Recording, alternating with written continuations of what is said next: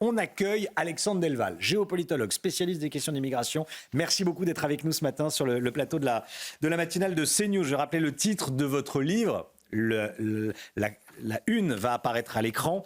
C'est sur voilà. Voici vers un choc global, la mondialisation dangereuse. Le texte qui a été voté ne réduit pas l'immigration extra-européenne. Alexandre Delval, vous dites que c'est l'immigration pourtant extra-européenne qui est un vrai danger pour la France, pour l'Europe. Pourquoi? Expliquez-nous. Tout d'abord, pour une raison très simple. Si on fait de la sociologie ou de la géopolitique dépassionnée, avons-nous des problèmes de francophobie, de haine, de refus d'être hospitalisé, de refus de la République de la part de Philippins?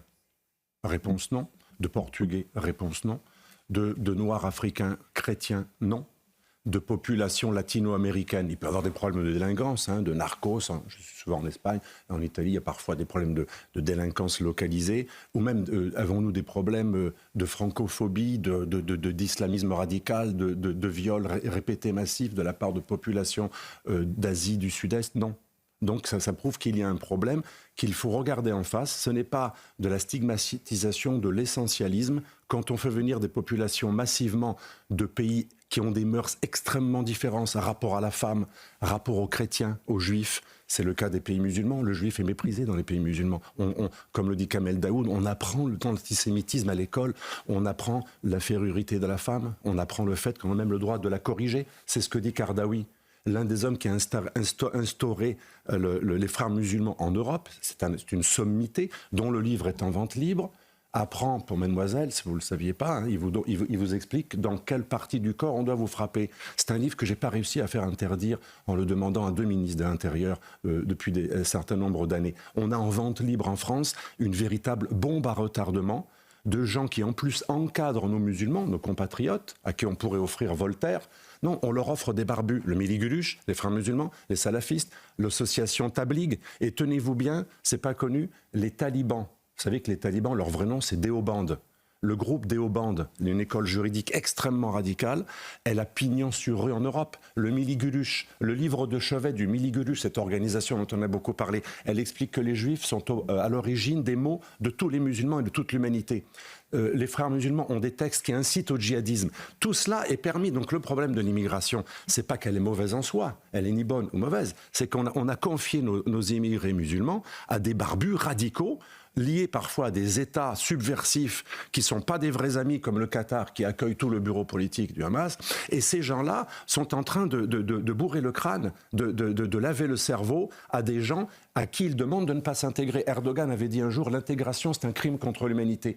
Vous voyez bien que le problème, ce n'est pas uniquement cette loi ou quelques dispositions, c'est qu'on a offert en pâture une immigration déjà assez difficilement compatible, plutôt que de l'intégrer, de mettre des efforts pour l'intégrer et la faire rompre avec ce qui est contraire à nos mœurs, eh bien on l'a livré à des entrepreneurs du religieux qui les fanatisent. Mais vous vous rendez compte, c'est une bombe à retardement. Et Kardawi, dans le livre dont je vous parlais, en vente libre en France, il explique qu'il est normal de tuer un blasphémateur. Quelle est la différence entre l'islam légal des frères musulmans de Kardawi et Daesh ? Dans les deux cas, il est légitime de tuer un blasphémateur. Donc vous voyez bien que le problème est beaucoup plus profond que le sécuritaire. Il est au niveau théologique. Il faut un islam de France moderne, avec des gens qui ont une vision éclairée de l'islam. Ils existent.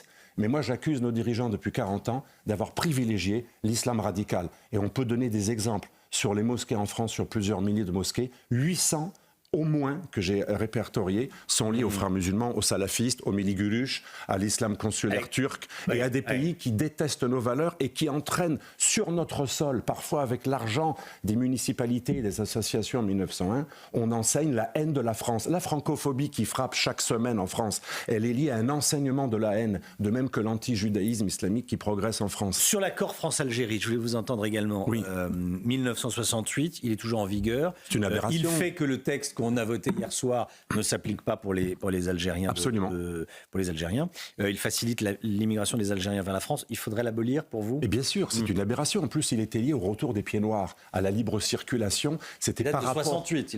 Il date de 68. Il rénovait, mais sans le réformer bien, l'accord de 62 qui prévoyait une libre circulation totale pour les ressortissants algériens, qui d'ailleurs ne sont pas comme moi, comme d'autres fils d'immigrés, ils ne sont pas à Nantes avec les gens fils immigrés, ils sont hors statistique, puisque de parents nés en Algérie, ils ressortent les statistiques, ils apparaissent comme des Français de souche. Donc il y a un privilège pour l'Algérie, alors qu'à mon avis c'est désuet, c'est caduc. Aujourd'hui, l'Algérie enseigne la haine de la France. Pas aujourd'hui, depuis des décennies. Tous les dirigeants algériens successifs font de la politique électorale en tapant sur la France. Et comme avec la mondialisation, c'est ce que je montre dans le livre, eh bien, il y a de plus en plus de correspondants entre ici et là-bas, eh bien, la haine transportée par l'Algérie, une haine d'État politique, elle se retranscrit dans nos banlieues. Et donc, c'est une des raisons de l'explosion de nos banlieues. C'est aussi un enseignement de la haine, pas uniquement des religieux dont j'ai parlé avant, mais aussi d'États. On pourrait parler aussi de la Turquie. Ouais. L'Algérie et la Turquie, comme le Qatar également, sont des États qui entretiennent le victimisme, la paranoïsation de nos concitoyens d'origine musulmane en leur faisant croire qu'on déporterait les musulmans, qu'on serait des bourreaux. Et du coup, si on est des ordures, il est normal d'agresser un franchouillard judéo-chrétien ou athée ou blasphémateur, etc. Merci beaucoup Alexandre Delval. Une dernière question, une réponse très rapide s'il vous plaît, parce que le temps passe vite. On parle beaucoup de la priorité nationale, de la préférence nationale, priorité pour les Français pour les allocations, qui est consacrée dans la loi votée hier soir. Comment ça se passe dans les autres pays? Il y a de la priorité nationale? C'est très simple, la plupart des pays du monde pratiquent la préférence nationale. Alors on va me répondre, ah oui, des pays fascisants ou communistes totalitaires. Non, pas que. Plein de démocraties. L'Australie, la Suisse, l'Italie en grande partie. C'est comme le droit du sol. Il n'existe pas en Espagne, il n'existe pas en Italie. D'ailleurs, en Italie, même la gauche n'a pas réussi à le faire adopter. Même le centre était contre. Il y a plein de pays qui sont pour la préférence nationale plutôt européenne et qui sont contre le droit du sol. Autant de tabous que la France, un petit peu en retard là-dessus par rapport à d'autres pays, puisque le Danemark est en train d'évoluer, la Suède est en train d'évoluer, tirant les leçons d'un échec d'intégration. Il n'y a que la France où, c'est un jour ce que m'a dit Aznar, l'ancien dirigeant espagnol, il me disait, chez vous en France, même la droite n'a qu'un rêve, plaire aux philosophes de gauche qui tiennent le débat, qui donnent le ton. Et la gauche a réussi, enfin la gauche extrême, pas la gauche républicaine de M. Morel, elle a réussi à diaboliser tout discours sur l'identité. Et c'est ça le grand drame. L'identité, c'est pas un gros mot, c'est pas le nazisme, c'est pas le fascisme. L'identité, c'est aussi des républicains. Léon Blum, le Front populaire, pratiquait la préférence nationale. Alexandre Delval, géopolitologue, merci beaucoup d'être venu ce matin sur le plateau de la matinale. Vers un choc global, c'est le titre de votre livre, dont on va revoir la couverture à l'écran. Merci beaucoup. La mondialisation dangereuse que vous avez écrit avec Jacques Sopelsa. Merci beaucoup Alexandre Delval.